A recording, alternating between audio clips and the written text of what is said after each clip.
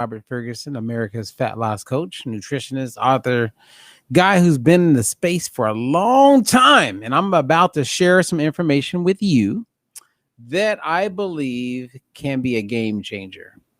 All right. So if you have questions, I want you to bring it my way. Bring it my way if you have questions, everybody. If you have questions, okay? Don't hesitate. Don't hesitate. This is your time to shine. You know what I mean? It's all about you. I'm just going to share some information that you may not be aware of. And I believe it can be very, very helpful. Okay. So I'm going to start by sharing with you somewhat of a story. But before we go there, let me know where you're at, where you're living, what's the weather like where you are. Post your comments, whether it's on Facebook or YouTube, LinkedIn, wherever you catch this. I would love to hear from you, and I'll do everything I can possibly do to answer any questions that you have. Okay? So just know that. All right. So I want to set up with what I want to share with you by kind of a statement / question. Let's say you have a person who is not working out. They haven't worked out in a while. They like working out. They just haven't worked out in a while. And they want to lose weight. Okay? What's up? What's up? They want to lose weight. Now, this is very important what I'm going to share. I strongly recommend you take notes. This happens a lot. If you're a coach, you definitely want to know what I'm about to share with you. If you are someone who wants to lose weight and this is relative to you, then you want to take notes. Okay. So I want you to imagine you have a woman. It could be a man, but I'm going to use a woman. And she wants to lose weight. And she decides to eat healthier, whatever that is not diet, whatever that is. She's cut back on processed food. She's watching her sugar intake, whatever that is. She is on a mission. Okay. You with me? All right. And then she decides, I'm going to start using the treadmill. I'm going to start using my bike. I'm going to start going on walks. I'm going to start hitting the weights. And she jumps in, like it's like going from 0 to 100 miles an hour like that. Sound familiar? She jumps all in. And she stays off the scale and she's eating right. She's exercising. She's eating right. She's exercising. And at the end of the week, whether it's the first week or the second week or the third week, this happens to a lot of people. They get on the scale and the weight is the same or it goes up a pound, sometimes 2, sometimes 3 pounds. So imagine you're doing everything right. You know you're doing right, but your weight is not going down. And you think to yourself, what the hell? What is it? I've done everything right. Well, you have done everything right. But unfortunately, you weren't aware of what I'm about to share with you. Okay. So in short, inside of your body, you have a liver and you have muscle cells. And the liver and these muscles, they store some healthful fuel in the form of glycogen, previously called carbohydrates. So your liver stores about 400 calories on average of carbs in your liver. Your muscles store about 2,000 calories of carbs in the form of glycogen in your muscles. Your muscles need this glycogen to do what it does. Your liver needs this glycogen to protect you for when your body is not getting enough carbohydrates. Now, what a lot of people don't realize is that for every gram of carbs stored in your liver and your muscles, you have about 3 grams of water that is attached to that stored carbohydrate. Now, when someone does keto or they do one of these diets that kind of restricts carbs, now your muscles and your liver aren't getting an adequate amount of carbs.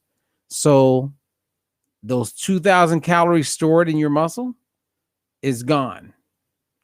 And for every gram of, there's 3 grams of water attached to it, is gone.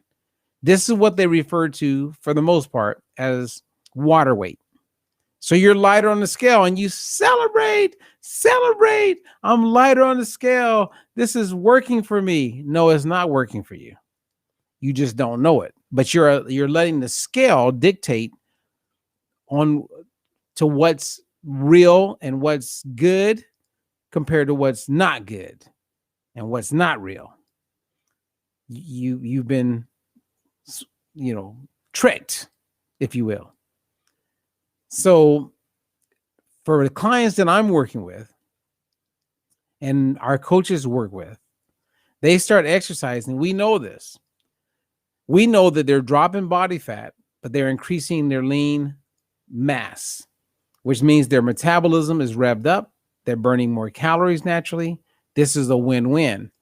But when they step on the scale, they're not saying that. All they know as a consumer is that the scale says I'm doing good or I'm not doing good. And any fitness trainer that you share this video with, any nutritionist that knows what the hell they're doing, and you share this with them, anyone in the space of better health, and you share this with them, will 100% agree with what I'm saying. They have to, because it's science, it's physiology, it's biology, it's a fact, it's truth. So I have seen people lose their motivation, feel frustrated, feel dejected, feel like a loser because they do everything right and they don't get the weight loss that they expected. And they have no idea that the reason why the weight on the scale is not going down is because there's things taking place in their body that is actually helping them. Let me say it again, helping them burn more calories throughout the day and positioning them to expedite their ability to lose weight. Amen. Talk to me. Please talk to me. Please. Jackie Adams, get what I'm saying. It happens to the best of them. It happens to the best. And I want you guys to ask me questions so that I can make sure that I am being clear, because this is an ongoing problem that many people experience when they begin a lifestyle that is focused around losing weight and being healthier and happier. But as they're losing weight, they're becoming more active. I almost tell people, like, look, if you're going to be active, you need to know this. I don't want you to be discouraged. And then I'll have people say, well, I don't know, it's my body. I go, look, I have worked with some celebrities, and I'm not going to mention names now, but if you're a private client of mine, I will tell you who those people are. But I have worked with celebrities that are the divas of the divas. And imagine them paying me $10,000 or $20,000 for the month. And they start walking, they start like going after it. They're eating the way I'm recommending, and their weight goes up 2 pounds. Imagine what that conversation or that meeting is like. And they don't know what I'm sharing, like what I'm sharing with you guys. And you write a check for $10,000 or $20,000, and you listen to this guy, and you become more active, and you see your weight go up on the scale. Trust me, I've been on the end of that. And then you got to spin it and you got to educate them. It's like hell. So what I do with those people is I just educate them up front. I go, look, don't be surprised, especially those who come off keto, that your weight stays the same or it creeps up a little bit before we start to lose. Because we got to do a lot of reconnecting, refreshing, like restoring stuff because of the disruption that has taken place with your gut microbiome and with your overall body composition. The good news is that once they get that, or if they don't get it, which is fine, they start to see the weight on the scale overall drop. Okay. Tell you, man, this is like, it can be very, very stressful for people. And I get it. Okay. Hey, what's up, Cecilia? How you doing? Jackie, I'm glad you guys are listening because there is a physiology and there's a biology that goes with all of this. And it's unfortunate, but many people get discouraged because they just don't have the education about it. For years, I've been telling the companies like the Aetnas and the United Healthcare and the Anthems, and the list goes on, that education is king. Because if you knew what I knew, you wouldn't be discouraged. Like if I got on the scale and my weight went up 2 pounds, I'm not discouraged at all because I know what the hell is going on. I know where I'm going and I know that you can correct it. That's one of the big values of having a coach, right? So as I coach people and I get on the phone with them once a week or once every 2 weeks, that time in this space of losing weight and being healthy, that's what it's all about. That's what they're paying for, and they're spending their time on, is to get clarity. Because once you have clarity, you can have confidence. And it's not clarity where you just kind of like just do what I say. It's clarity where you go, okay, help me understand that. What's the next step? What's the next move, Robert? And when you get that kind of mindset, because you're a great player, you're going to play the game, right? You're the quarterback because it's your life. You're the CEO of your own life, of your own health, of your weight loss. And every CEO of every business does not know everything about everything, right? They're CEOs because they know how to bring in the people, find the people, connect with the people that have the expertise that's going to help the company that the CEO is driving get to where the CEO wants it to go. So you're the CEO of your own health, your own weight loss, your own life. And as the CEO, you brought in someone like me, who's an expert in my space, to help you achieve the outcomes that you want to achieve. That's it. Do I need to repeat that again? You want me to repeat that again so everybody gets that? The people who aren't taking control of their life, which is most people, you're not that person, especially if I'm working with you or you're working with one of our coaches. You're someone who's like, oh, no. I'm not guessing. I'm not taking a risk. I'm not playing games. I'm looking for clarity. And if you're looking for clarity, that means that you're looking at facts and you're looking at solutions and you're looking for outcomes that you desire. That's it. That's it. And we're not all the same kind of person. We all metabolize carbs totally different. We all have a unique microbiome. We have a unique fingerprint. Our metabolism is unique. Everything about us is unique as an individual. So when we work with you, we're working with the uniqueness of who you are, but then giving you the knowledge and understanding so you don't get discouraged. And if you are discouraged, giving you the knowledge and understanding so you can see why it is what it is. Because at that point, you can pivot, you can make changes, you can upgrade, you can do something different. And you're not on your own. You're not on your own. That, hallelujah. Can somebody give me an amen? Because the challenge is that many people feel like they're on their own. In the last 5 years, I have had people reach out to me.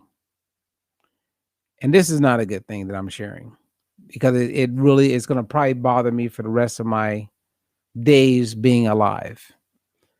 I've had people reach out to me and say, hey, Robert, childhood friends, people that I met years ago, and they reach out and they say, hey, I need help. I need to lose this weight. Hey, I found out I'm pre-diabetic. I need some help. Hey, I'm diabetic. They're talking about amputating, parts of my body. Hey, I'm diabetic.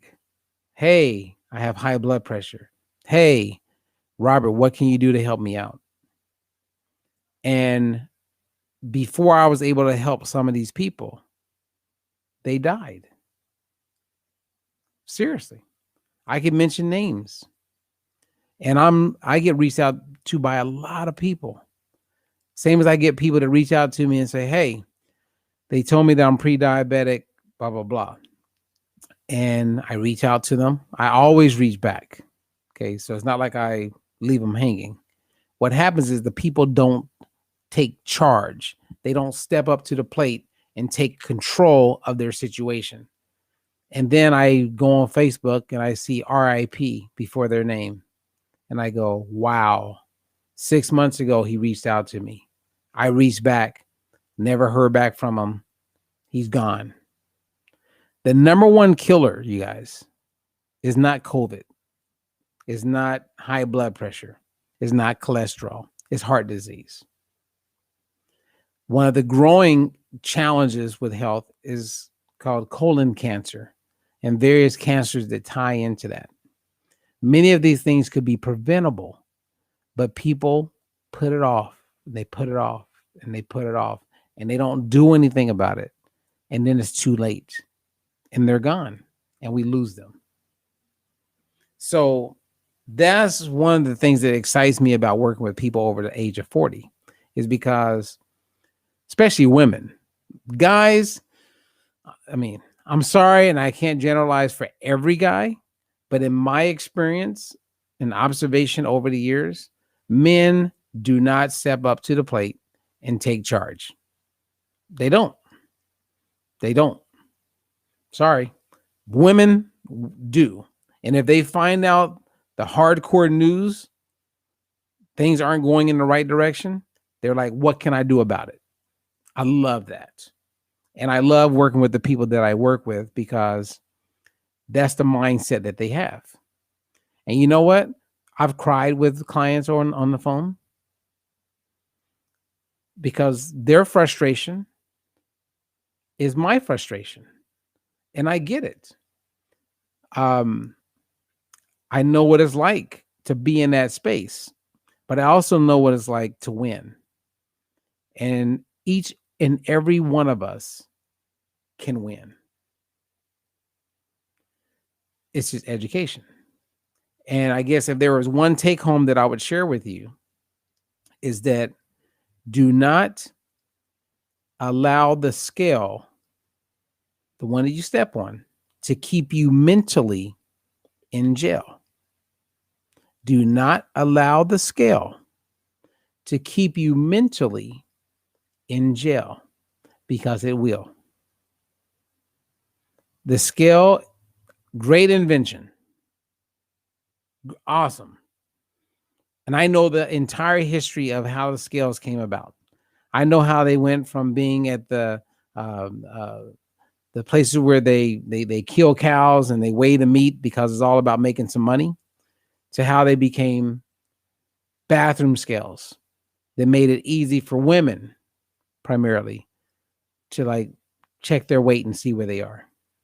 This goes back over 100 years, you guys, which is not long, where all of this was established. Same as calories, same as a whole bunch of crap that people are still living with and believing in. It's time for a change. It is. But the change, in the words of Gandhi, it begins with you. Get your in order. And then everyone who knows you, especially like your kids and your grandkids, will be able to get their in order, if you know what I'm saying. Okay. What's up, Cheryl from Australia? I'm loving Australia, everybody. What's up, Wendy? Wendy is an amazing cook. I wish Wendy lived out in California. You need to visit California there, Wendy, because your meals are beautiful. And I would invite you over every day. You can cook. I'll take you up on it. But I actually like to cook, so I get it. What's up, Judy? Judy's doing great. Jackie's doing great. Everybody's doing great. You know, let's keep it going. But seriously, when you're doing well, just keep in mind, here's the last thing I'll share with you about the scale. If a woman weighs 200 pounds, okay, at least 100 of those 200 pounds is made up of water. So whenever I share that with people, they're like, what? Like at first they don't hear me and they kind of acknowledge that they did, but they really aren't listening. Because if you weigh 200 pounds and 100 of those pounds is water, and water fluctuates constantly. If your weight is up 2 pounds and you know you've been eating right and you've been exercising and being active, why would you be upset? That has everything to do with water. Now, if you're drinking plenty of water and you're fully hydrated, you're not going to hold water. But if you drink a lot of water on, say, Saturday and Sunday, then your weight is going to be pretty accurate on Monday. But on Tuesday, if you don't drink as much water as you did on Saturday and Sunday, then the next day, Wednesday, your weight may be up because it's about water. So the more water you drink, the less water you hold. The less water you drink, the more water weight you hold, which means your weight will be up in the scale. Does that make sense? Because that is a scientific proven fact. There is no guessing on that. That is not my opinion. That is a scientific, biological fact when it comes to like weight on the scale. Okay. So, and a lot of people are carrying a lot of water, which is fine, but you can reduce that water. There's things that you can do. Okay. So I'll give you a tip. And I really don't like doing this, but I'm going to do it because a few people who are catching it live and will catch the replay are people I'm working with, or they just are, they understand that I know what I'm talking about. That was a short version of that. But if you feel like you're holding water, when you go to the store and you buy water for your home, buy distilled water. Distilled water has no electrolytes in it. It's like dead water, right? Like when you boil water to make tea, that's distilled water. When you boil water and you're making an oatmeal, that's distilled water. Everything is gone. And so when you take out the electrolytes with the water that you're drinking, you're still getting electrolytes in the food that you're eating. But now you don't have an abundance of it, so you don't hold as much water. This is a technique that I used to use with boxers all the time, is to have them drink distilled water up to a certain point before the weigh-in, not too long, because it's not something you want to do for a long period of time because you will be zapped of energy. But if you drink distilled water and you're eating a variety of food that I'm saying, you'll notice that you don't hold as much water and the weight on the scale goes down. That's a $500 tip right there. So distilled water is your friend. What's up, Tammy Ann? She's listening and she's shopping. I like that. Get out there and get it done. See, health, man, there's a lot of people talking crazy. Tomorrow we're shooting an episode for the Stay Healthy Experience. And I'll end on this, but I'll give you insight into what we're going to shoot on. We're shooting a show where we're going to talk about celiac disease. We're going to talk about gluten sensitivity, gluten intolerance, and the people who aren't living with celiac disease that avoid gluten, and the risk factors that are taking place for their overall health and their mortality because they don't eat gluten. See, if you don't have celiac disease, I can tell you right now, and you're avoiding like grains and oats, barley, you're setting yourself up for a whole bunch of problems. Just keep in mind that the number one killer in the world is still heart disease. And with heart disease, there's this interesting molecule that is 100% associated with preventing heart disease. It's a short chain fatty acid. And short chain fatty acids come about through your microbiome. And they aren't made unless you are consuming a prebiotic that is in the form of a dietary fiber or starch, a resistant starch. Now, anyone who's working with me, the foods that I'm recommending that you eat are providing you and setting you up for getting this short chain fatty acid that is going to help prevent heart disease. It's going to help prevent various cancers, to include colon cancer. But if someone avoids these foods, let's say they're doing keto, well, just eating mostly fat is not a negative, and I'm not putting it down for that. But when you avoid carbohydrates in the form of fruits and vegetables, then you cannot produce that short chain fatty acid that is 100% linked to longevity, and the prevention of heart disease and colon cancer. So to not consume foods that provide you with that protection, yes, you may lose weight, but I don't see you living the life that you want to live. I see nothing but problems ahead of time. It's scientific. We know this. So tomorrow, when we tape this show, we're going to go into great detail about it.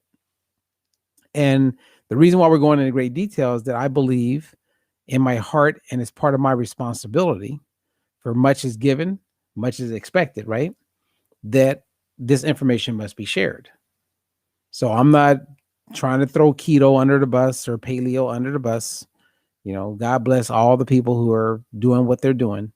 But it's very important that you have this knowledge and this information. And then when you look it up, you're going to see that everything that I'm sharing is substantiated. I don't make any money from you doing keto or not doing keto. So there is no I'm just telling the truth.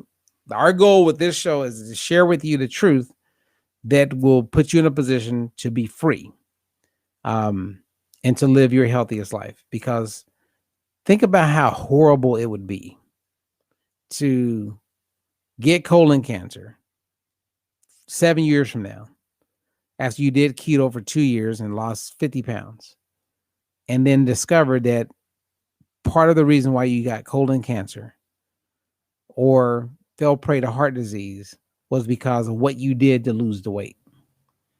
That would not go well. Your grandkids wouldn't want to hear that. Your kids wouldn't want to hear it. The loved ones, the people who love and like you and your friends, they wouldn't want to hear that. And you wouldn't want to hear it. Just tell me the truth, man. Just tell me the truth. I'll end on this unless you guys have a question.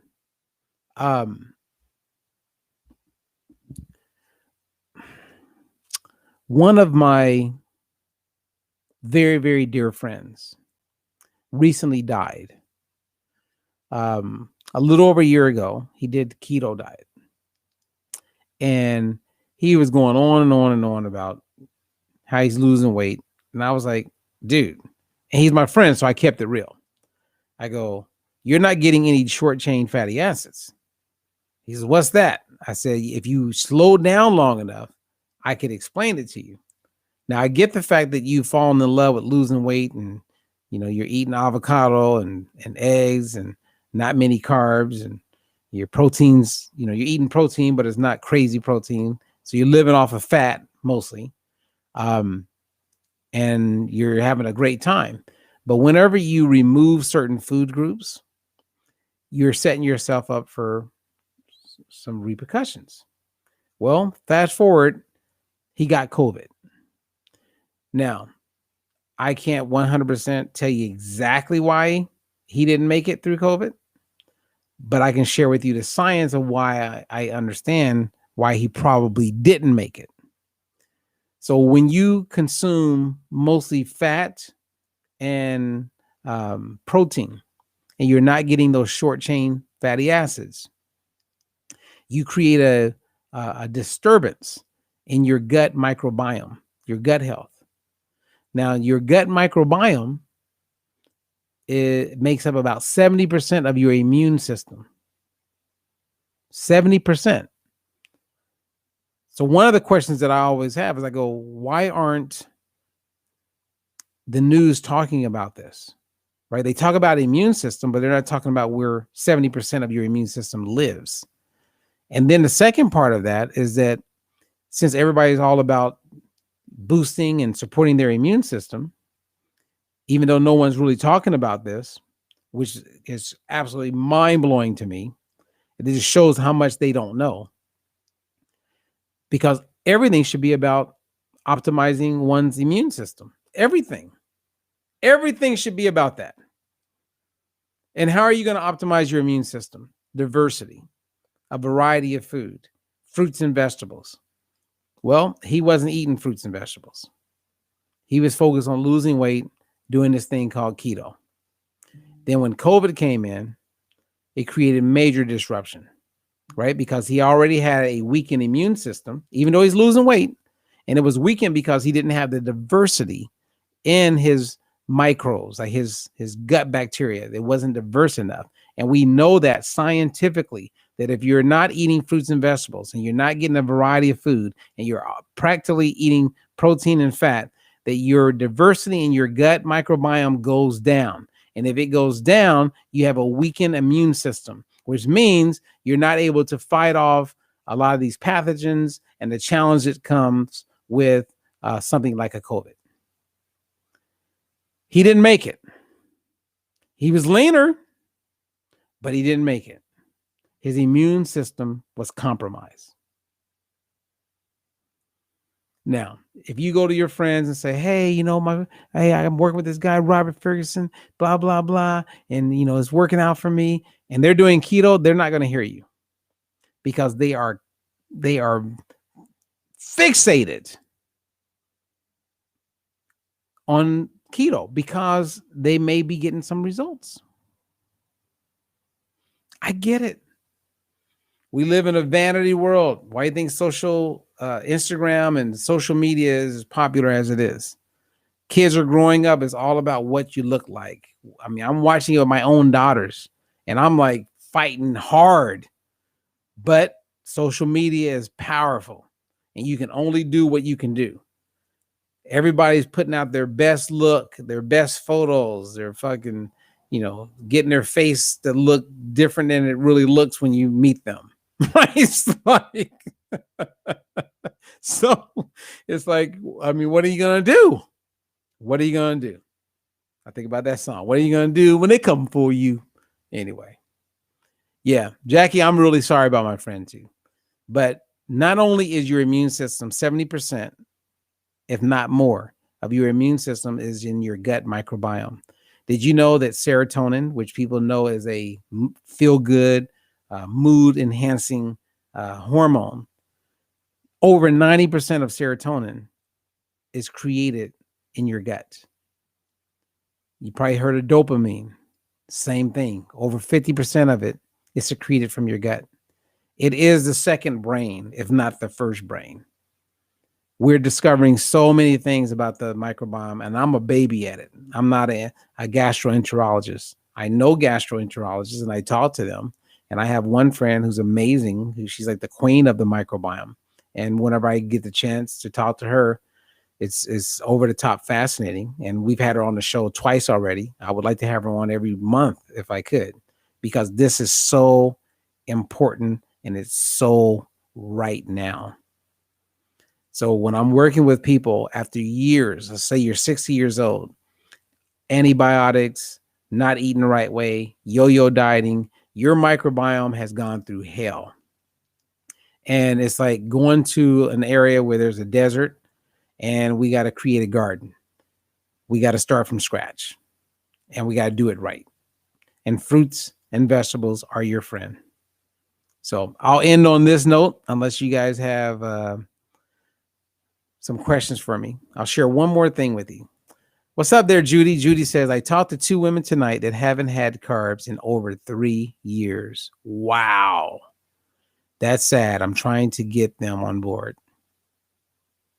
Well, you know what? I learned a lesson, a major lesson that I think about all the time. And it's part of who I am. And the lesson came from a woman named Harriet Tubman. The late, great Harriet Tubman. They called her Moses because she saved lives. She helped people escape from slavery. And she was quoted once, whether it's real or not, she was quoted once for saying, if I could have convinced more slaves that they were slaves, I could have freed thousands more. The thing that I want you to focus on with what she said is that she said, if I could have convinced. So, Judy, I know where your heart is. You can't convince people. And if you put energy into convincing them, it's a no, you're not going to win. You can share and keep it moving. People are going to do what they're going to do. Right? So we live in a place, in a world where we have freedom of speech. People can write all kind of books they want. And the Constitution protects that. And I'm totally good with that. It comes down to our individual intelligence and ability to learn and be aware that puts us in a position as individuals to maximize. Now, if someone's struggling with mental health issues, bipolar, maybe they don't comprehend very well, then they're not going to do as well. They're just not. And I work with a lot of these people when I do work with insurance companies, with Medicaid and Medicare. They're not. But if you have the intelligence, which literally means the ability to learn, and everybody, for the most part, has that, not everybody, but a lot, most of us, then you can put yourself in a position of luck where you meet someone like Judy or Jackie, myself, who's willing to like go slow and help them get what we're saying so they can be successful. So that's real. That's real, you guys. If you don't think intelligence and education is powerful, you better think again, because most people are not going to reverse their type 2 diabetes because they have the intelligence, but they don't have the willingness to want to learn. They just want to come to conclusions that aren't accurate because they're not looking at abstracts and they're not looking at studies like someone in the space who has a clinical mindset or researcher. Like that's what I do. So what happens is people like that, they come to someone that they trust, like myself or others, and then we help them get it. But a lot of people that I know, like my friends, they talk a lot of talk, but they don't do anything about it. So I don't know how to help those kind of people. All I know how to do is just keep sharing the information and praying about it and hoping that people just discover it. Because that's where the power is. Let's see here. What's up, Susie? Susie says, we can run with 1,000, but I can only carry a few. We can't convince. We can only work with those who get it. Yeah. What's up, Cheryl? Cheryl what is Cheryl? Cheryl was a naturopathic diet where no fruit or fats were allowed with the goal of intermittent fasting. She ended up in the hospital. Oh my God. See, I think we should be able to sue people like this. This is crazy, Cheryl. God. Cheryl, we're working together, right? So let's go. I'm ready. Geez, sorry to hear that. You guys hear what she just said? She was working with a naturopathic person who had her avoiding fruit and fats and was pushing intermittent fasting. Where the hell was intermittent fasting 10 years ago? I mean, I was doing weight loss 10 years ago. There was no intermittent fasting. Where's intermittent fasting 20 years ago? I was doing weight loss. There was no intermittent fasting.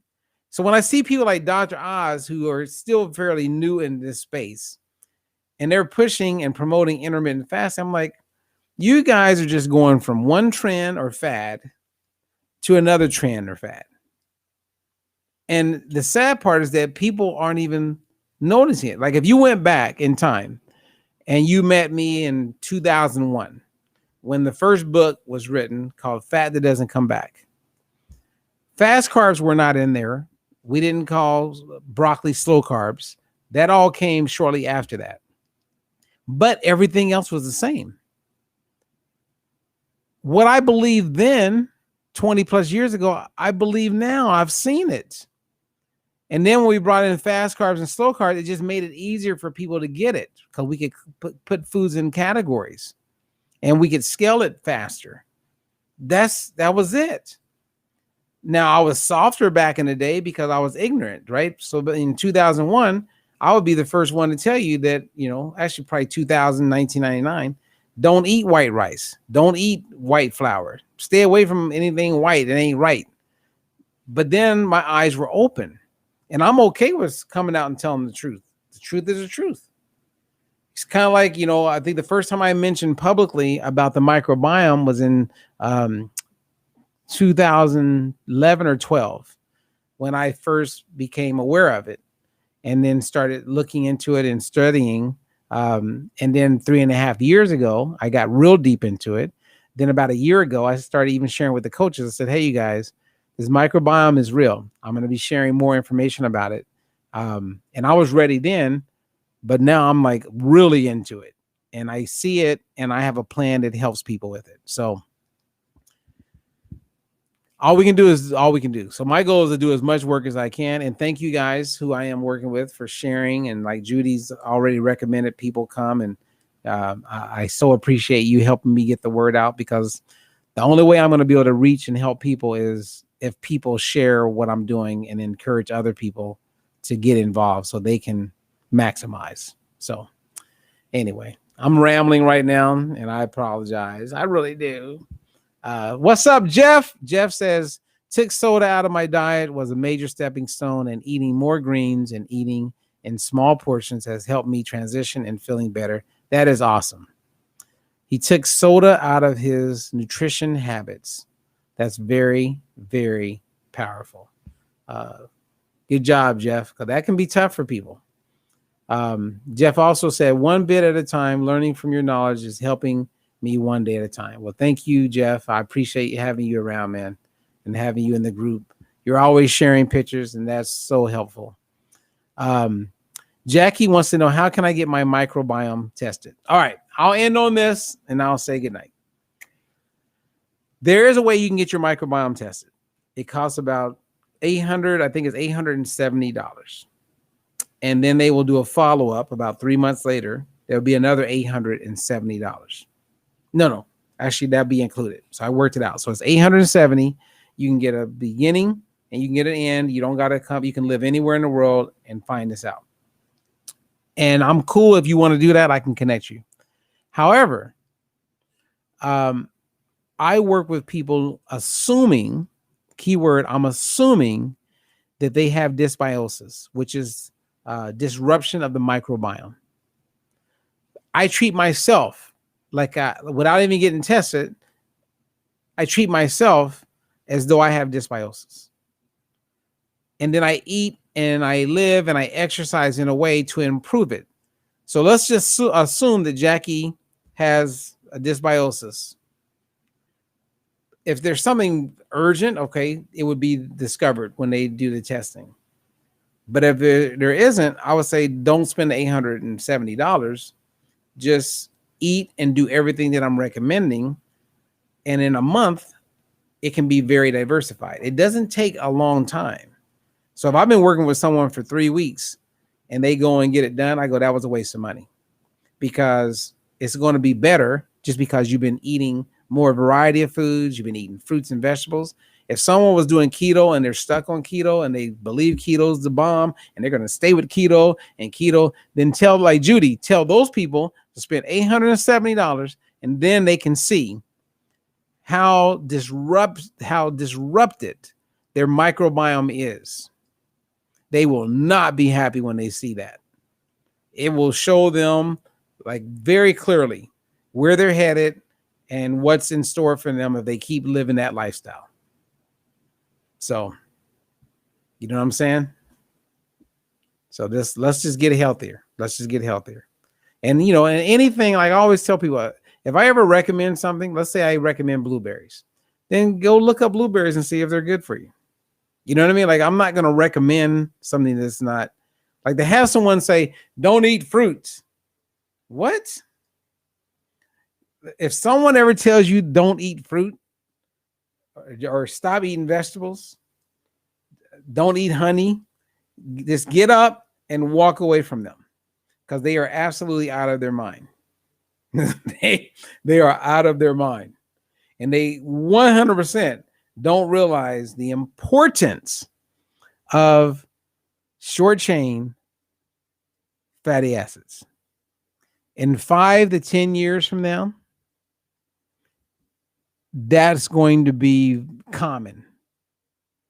And some of you have been with me for many years, and you know that I knock on wood, and I don't like being the first or one of the first, but I remember like in 2002, 2000, 2001, 1999, I was talking about trans fats.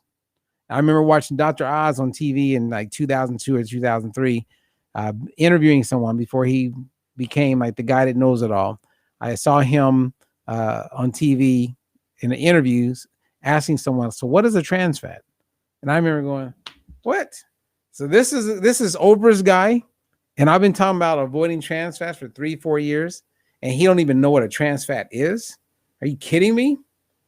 Well, then you fast forward, like I shared a study on Facebook the other day where what the majority of cardiologists, people who specialize in the heart, die from heart attacks.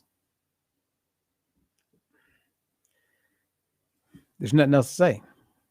And we're listening to these people.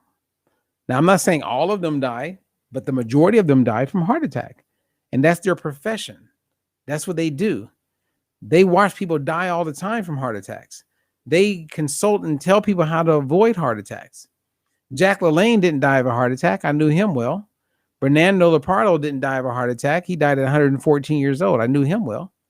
I can go down the list. There's a whole list. But these doctors are dying of heart attacks, but yet that's who we go to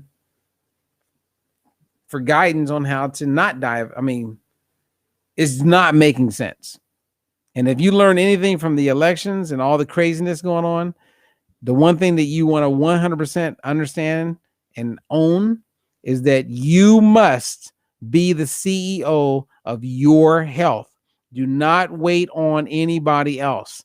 Find the people that can help you, like myself and others. Same as if you worked on cars and I had like a sound in my belt or something's too tight or I'm getting smoke. I don't know how to do that. I can go on YouTube, but that's not my space. I'm going to go find someone who's good at what they do, and they're going to help me with that. That's it. So anyway. All right. Anyway, I came on here thinking I was going to talk for 20 minutes, and it's like almost 50 minutes. Man. I just means deep inside, I have so much I need to be talking about. But anyway, I think you guys get what my goal was today. The original goal was to help people understand that our muscles and our liver holds a certain amount of carbs as storage.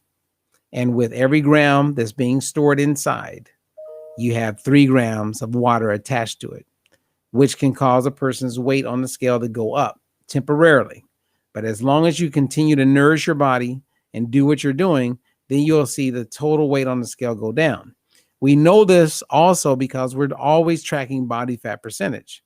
And when you track that, you can see what type of weight is being lost.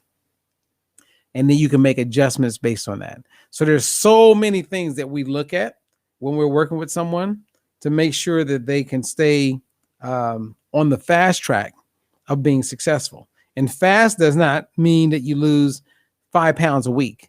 Fast means that you're consistent, you have clarity, and that everything that has been promised to you is coming to fruition. That's the fast track. And everybody's unique and everybody's different. Everyone has a unique metabolism. They have a unique microbiome. We process energy and carbs, and our bodies are able to absorb it different. Everybody's different. Some people can eat and get away with all kind of stuff and wake up leaner, and another person can look at certain foods and feel like they're gaining weight. We're all different. So accountability is being accountable to yourself and accepting what is a reality for you. And that's why you don't compare yourself to other people, because that sets you up for major failure. Never compare. Only focus on you and what you can do today and stay present with that. That's where the power is. That's where the power is. All right. Okay, you guys. Thank you for tuning in. For those who stayed with me the whole time, I appreciate you. Maybe I made time go by faster as you were cooking dinner. You were listening to me in the background. I always try to bring in my personality with some humor, but sometimes it doesn't happen. It depends on how passionate I am, or how I just want to like make a point, because sometimes there's laughter in everything. There's fun in everything, but I'm just so frustrated with how the world is looking at weight loss. Because I know better, and we just got to get more people to know about it. So anyway, you guys have a good one. God bless you. Catch the replay if you caught the end of this, because we covered quite a bit. And this information, I believe, will be quite helpful for anyone who catches it. All right. So until the next time. And don't forget, watch the next Stay Healthy Experience. Barbara and I are going to go in on celiac and some of the big challenges that people are going to be faced with if they don't bring back grains for those who don't have celiac. But people who are just avoiding wheat or gluten and they don't have celiac, they're doing more damage than they are aware of. And our goal is to bring clarity to that so that they don't fall prey to it and find themselves in a worse situation as they were doing something they thought was going to improve their situation. Okay, so